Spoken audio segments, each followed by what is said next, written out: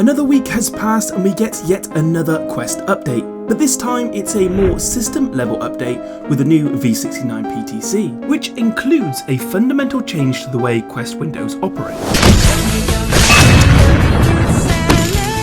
And hidden within this new update are references that take us one step closer to augments. But that's not everything. From a better look at Meta's new avatars, a TV app that lets you do this,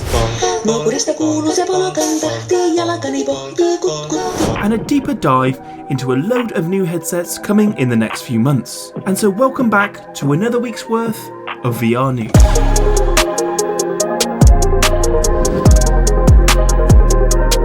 In my 30 years on this planet, I've never seen a product get as many updates in such a short time as the Quest. These updates are definitely ramping up, and with the Quest 3S launch just around the corner, it's not hard to see why.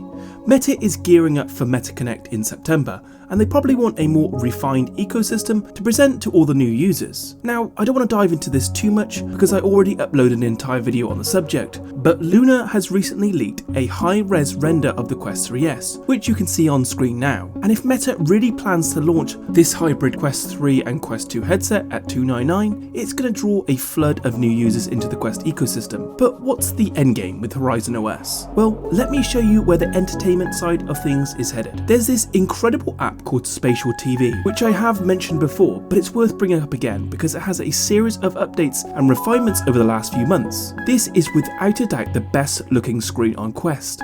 The dimming options combined with the ambilight that syncs with your actual environment to create this insane effect that makes you feel like you're watching on a real physical screen. If you set this up correctly with the room mapping, the light will even project onto objects and walls in your room, giving it a proper cinematic vibe. I've been saying this for years, VR could replace cinema if done right, and this is a step in that direction. You can bet Meta's going to be looking at these features for integration into their virtual windows. But that takes me to update v69. This has a few things that's going to grab your attention, literally. There's an experimental feature called Multitasking, which I've been testing out in different environments, and what it does is pretty cool.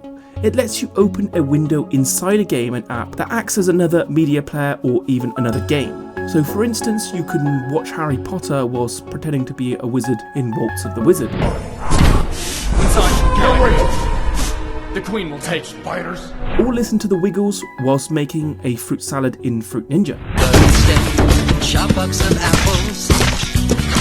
But that being said, it is slightly buggy. It doesn't work in all environments just yet. For example, I couldn't get the audio to play whilst messing around in Walkabout Mini Golf. But Luna's got a more fast-paced demo of this, which you're seeing on screen now. And it is pretty cool, to be fair. Boz also touches on this update and why there's been so many updates recently in his latest AMA.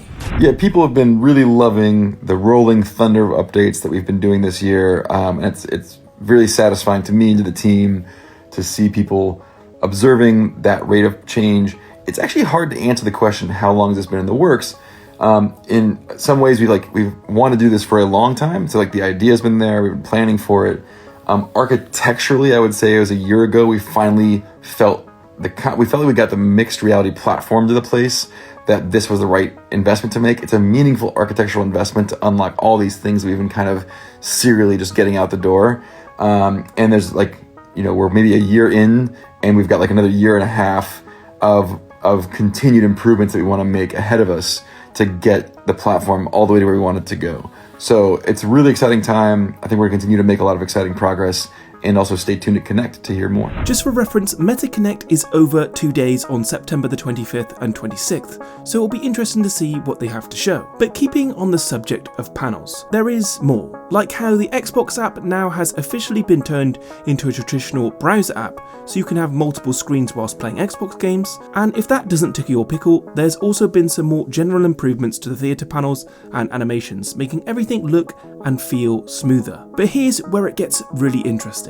Avatars. it looks like codec avatars are coming sooner than we thought. New images and references to these high-resolution avatars have popped up, and they're likely going to be available for both the Quest 3 and the Quest 3S, thanks to that same chipset. Plus, Meta employees have been showing off some new Horizon avatars, which seem to have more detail and options for customization. Reactions have been mixed, but I think they're a definite step in the right direction. But what do you think? I'm curious to see how these change over time. I know the end goal is essentially what we got shown a few years back, which I guess is basically Ready Player One at that point. Another feature that seems to be resurfacing is something quite similar to augments. You might remember way back when augments were supposed to launch around Christmas 2023. These were designed to let you customize your space, which anchored interactive elements inside your environment. Think Instagram panels, portals to games, and experiences and trophies. Meta Spark was the system behind creating these augments, and just to jog your memory, here's the leak showcase from a while back.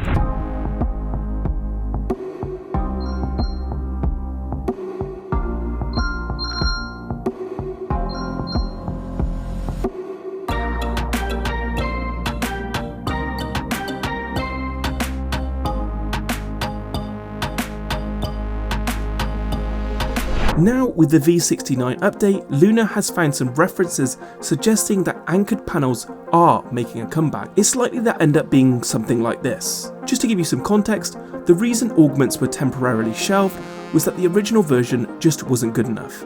I think Horizon OS needed a complete overhaul to provide a solid foundation to build these features upon.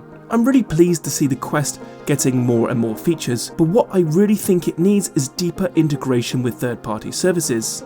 Now, according to this set of strings, it looks like we might be getting a more direct, non-remote desktop link to Windows PCs, which is great, but it still leaves me wanting more, like a proper Play Store or a Discord integration. And Boz actually touches on this here, and he does sound like it's kind of a sore spot for Meta. This is another question that is probably posed to the wrong company. I'm not responsible for the Play Store. That would be Google, and we would love to have the Play Store available with all of its great 2D apps in Quest, but they have chosen not to do it yet. Now, just quickly, I'll touch on some headsets coming over the next few months. According to this post from Pico, it's confirmed that their new headset will be called the Pico 4 Ultra, and it's gearing up for launch on August 20th in China. The Ultra is essentially posed to compete with the Quest 3. With a slightly higher RAM and screen resolution, it could actually potentially outperform the Quest in some areas, but that all depends on the execution and price. Meta has been pushing hard on software, and this will most probably be the main downfall of a Pico headset, but soon enough we'll find out for sure. Another headset that's generating some interest is the Immersed Visor. This mixed reality headset is looking to make waves in the market in terms of form factor, with availability expected towards the end of this year. What sets the Immersed Visor apart is its focus on ultra lightweight design, aiming to be one of the lightest mixed reality headsets available. It features two 4K micro OLED displays, which is kind of insane. The company behind it, Immersed, is known for productivity-focused software, which gives the Visor a slight head start. Clearly a more work-focused headset, but might be a good clear step towards using headsets as a display. Now, lastly, I'll leave you some gameplay from the new Arachnophobia update for Dungeons & Eternity, where spiders are replaced with this thing, and I hope you enjoyed today's video. Like and subscribe if you did, and as always, I'll catch you on the next one.